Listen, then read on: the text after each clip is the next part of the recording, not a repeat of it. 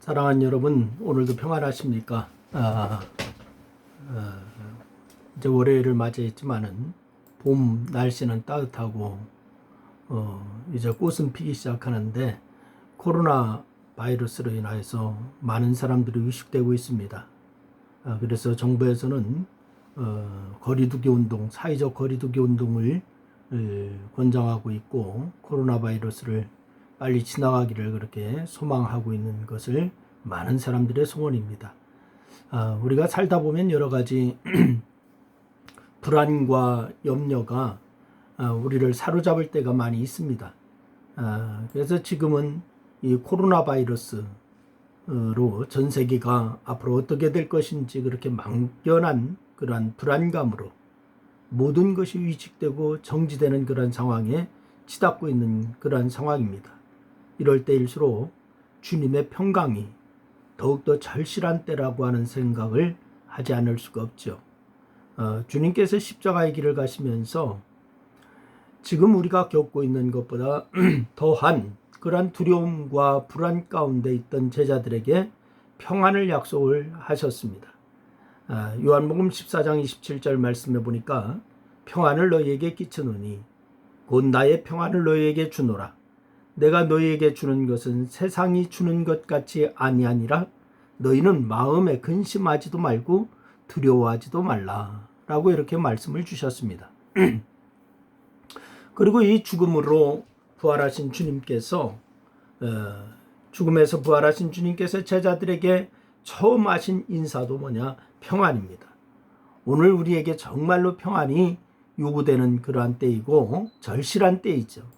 그래서 우리는 코로나 바이러스로 인하여서 여러 가지 힘들고 그렇게 어려운 여러 가지 힘들고 어려운 가운데 있는 그런 상황이지만은 주님의 평강이 함께하기를 우리가 간절히 기도하여야 될 줄로 믿습니다.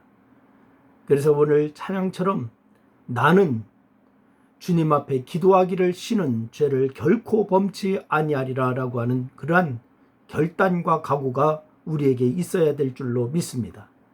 코로나 바이러스가 빨리 해결되어서 우리 모든 일상이 제자리로 돌아올 수 있게 해달라고 하나님 앞에 그렇게 기도하는 여러분 모두가 될 수 있기를 주의 이름으로 부탁을 드립니다. 오늘 저는 마가복음 14장 32절 말씀을 본문으로 하여서 같이 말씀을 나누려고 하는데 마가복음 14장 32절 말씀해 보니까 이 6월절 만찬을 마치시고서 바로 이 주님께서 주님과 제자들은 겟세마네 동산으로 이동하시지 않습니까? 그래서 이동하시면서 주님은 이제 곧 지실 십자가를 생각하면서 다시 한번 기도하실 필요를 느끼셨어요. 기도하실 필요를 느끼시고 이렇게 주님은 항상 기도하시면서 당신의 일을 이루어 나가시는 그런 모습을 늘 보여오셨습니다. 십자가의 엄중함 때문에 기도하지 않을 수가 없었던 것입니다. 여러분, 오늘 이 코로나 바이러스가 창궐하고 있는 이때에 우리가 기도하지 않을 수가 없지 않습니까? 정말 이 나라를 위해서, 이 민족을 위해서, 교회를 위해서 우리가 기도하는 죄를 결코 범할 수가 없는 막중한 때라고 하는 사실을 기억하시기를 바랍니다. 마가복음 14장 32절 말씀해 보니까 그들이 겟세마네라 하는 곳에 이름에 예수께서 제자들에게 이르시되 내가 기도할 동안에 너희는 여기 앉아 있으라 하시고 이렇게 말씀하고 있습니다. 바로 이 누가복음은 이때 주님의 기도를 누가복음 22장 44절 말씀해 보니까 주님이 어떻게 기도하셨는가? 예수께서 힘쓰고 애써 더욱 간절히 기도하시니 땀이 땅에 떨어지는 핏방울같이 되더라 라고 이렇게 말씀을 주시고 있습니다. 땀방울이 핏방울 같았다라고 하는 부분에 대해서 많은 성경학자들은 그렇게 보인 것이다라고 것이 아니라 실제다라고 이렇게 얘기하고 있습니다. 집중해서 온 힘을 다 쏟아서 기도하다 보니까 모세 혈관이 터졌다 이렇게 얘기하는 사람도 있습니다. 그러니 땀에 피가 섞여서 나오게 되는 거죠. 그만큼 주님은 간절하게 기도하셨다는 거예요. 오늘 우리가 이 상황을 보면서 우리의 간절한 기도가 절실한 때라고 하는 사실을 우리가 인정하지 않을 수가 없지 않습니까? 그래서 주님은 이때 제자들과 함께 하시길 원하셨어요. 유다를 뺀 11제자들은 모두 함께 했습니다. 그리고 베드로, 야고보, 요한 더 가까이 데리고 가셨습니다.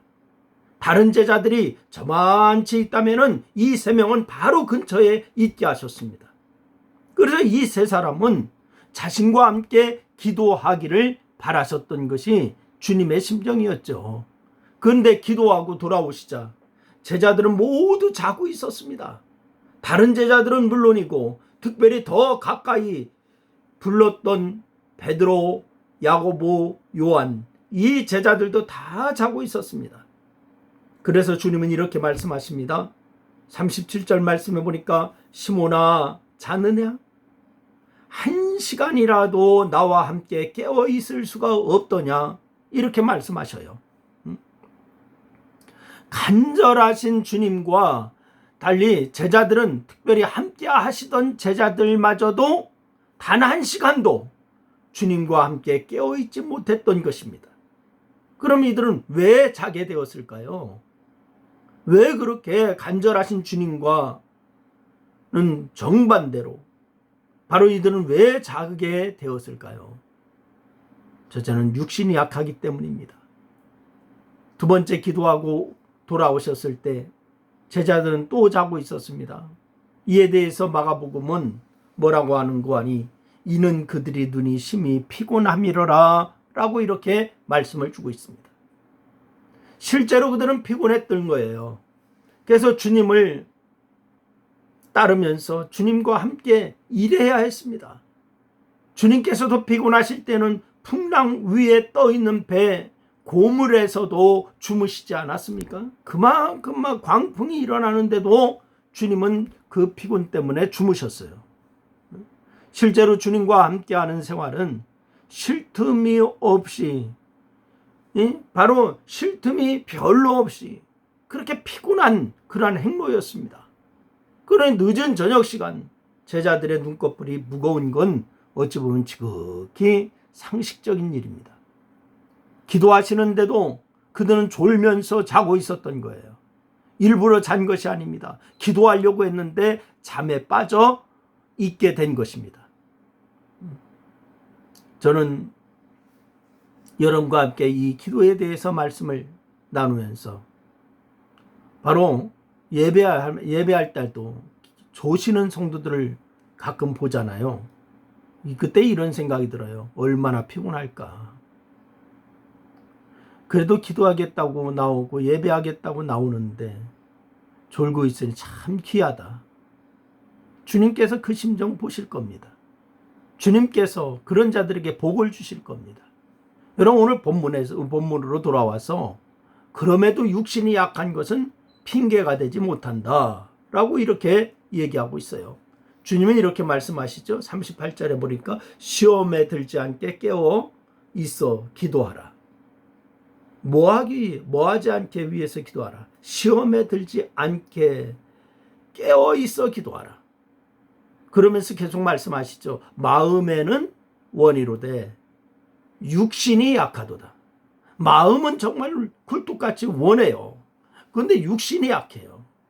육신의 연약함만 탓하면서 가만히 있을 수가 없다는 말씀입니다. 그렇게 핑계를 대면서 시험에 빠지는 건 결코 자랑할 일이 아닙니다. 여전히 주님께 송구스러운 일이에요. 여러분, 그러니 육신이 연약하다는 것까지 고려하여서 더욱 깨어있기를 주님의 이름으로 부탁을 드립니다. 두 번째는 이제 일어날 엄청난 일을 제대로 알지 못했기 때문입니다. 일어날 엄청난 일을 제대로 알지 못했기 때문에 여전히 졸고 있는 거예요.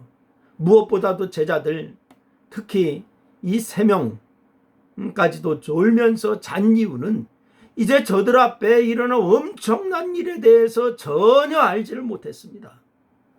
그래서 주님은 앞으로 일어날 일이 무엇인지 정확히 하셨기에 땀방울이 핏방울이 될 정도로 그렇게 기도하신 거예요. 앞으로 일어날 일이 무엇인가? 주님은 너무나 정확히 하셨어요. 이 잔을 지나가게 해달라고 하지만은 아버지의 뜻대로 이루어지게 해달라고 기도하시지 않습니까? 정확하게 십자가를 바라보면서 기도하시는 거예요. 하지만 제자들은 아직까지 십자가가 무엇인지 알지를 못했습니다. 주님은 분명 여러 번 십자가에 대해서 말씀하셨어요. 심지어 바로 한두 시간 전에 만찬 자리에서도 말씀하셨습니다. 그럼에도 그들은 아직 십자가를 깨닫지 못했기에, 그것이 얼마나 엄청난 일인지 깨닫지 못했기에 그저 졸면서 그렇게 잤던 겁니다. 우리도 마찬가지입니다. 이제 우리에게 일어날 하나님의 놀라운 일들이 있는데도 그것이 무엇인지 모르니까 기대하는 마음도 떨어지고 이루고자 하는 소망도 떨어지고 생활 속에 빠져서 무기력하고, 지금 코로나 바이러스가 창궐하고 있는데도 하나님 앞에 정말로 그냥 기도하지 못하고 이런 모습이 우리의 모습이 아닌가. 여러분, 하나님의 역사가 나를 통하여 어떻게 이루어져 나가는지 분명하게 분명하게 보면은 졸면서 잘 수가 없습니다. 이렇게 우리가 앉아 있을 수가 없습니다. 그럼 설렘 때문에라도, 또는 그 엄중한 때문에 감히 잘 수가 없는 거예요. 그것을 이루기 위해서 주님께서 깨워서 기도하지 않으셨습니까? 따라서 하나님이 내게 어떤 일을 주실지 모르니 바로 이 기도하시기를 바랍니다. 우리 앞에 어떤 일이 펼쳐질지 모르니 막연하잖아요. 막막하잖아요. 코로나 바이러스가 어떻게 앞으로 진행될지, 앞으로 어떠한 더 큰 일이 벌어질지 이거 우리가 모르지 않습니까? 그럼 우리가 기도하여야 합니다. 그럼 그것을 어떻게 깨닫습니까? 해답은 다른 데 있는 게 아니라 말씀에 있습니다. 주님께서 제자들에게 이미 다 말씀하셨잖아요. 열쇠는 말씀에 있어요. 주님의 말씀을 제대로 마음에 두었다면은 이제는 그 일이 이루어지는구나 하고 알 수가 있게 됩니다. 오늘도 마찬가지입니다. 우리가 철저하게 말씀에 깨어 있어야 됩니다. 그 말씀이 내게 무엇라고 하시는지 귀담아 들을 때 우리는 깨어서 주님이 원하시는 자리에 있게 될 줄로 믿으시기를 바랍니다. 오늘 주님이 원하시는 그러한 자리에 있고 기도하는 여러분이 되어서 이 나라를 위하여 기도하고 교회를 위하여 기도하고 여러분 이 세계를 위하여 주님의 나라를 위해서 기도하는 여러분 되시고, 육신의 연약함을 이길 수 있는 여러분 되기를 주님의 이름으로 부탁을 드립니다. 말씀에 깨어서 하나님의 일에 대한 소망이 항상 이어지는 역사가 있기를 주의 이름으로 축원합니다. 기도하겠습니다. 하나님, 참으로 고맙습니다. 우리에게 기도하라라고 하는 사인을 계속 보내심에도 불구하고 우리가 우매하여서 깨닫지 못할 때가 너무나 많이 있었습니다. 주님이 이때가 기도하여야 할 때입니다. 나라를 위해서, 민족을 위하여 기도하는 그러한 역사가 있어야 되는 때라고 하는 사실을 깨닫습니다. 사무엘이 얘기한 것처럼 나와 내 집은 오직 여호와 하나님만을 섬기리라라고 한 것처럼 우리가 주님만 바라보고 기도하는 역사 있게 하시고, 이런 모든 일에 하나님의 역사를 기대하는 그러한 기대하는 믿음이 있게 하여 주옵소서. 이 저녁도 주님 역사하여 주시고 이런 어려움을 속히 치유하여 주옵소서. 예수님의 이름으로 기도드리옵나이다. 아멘. 할렐루야. 감사합니다.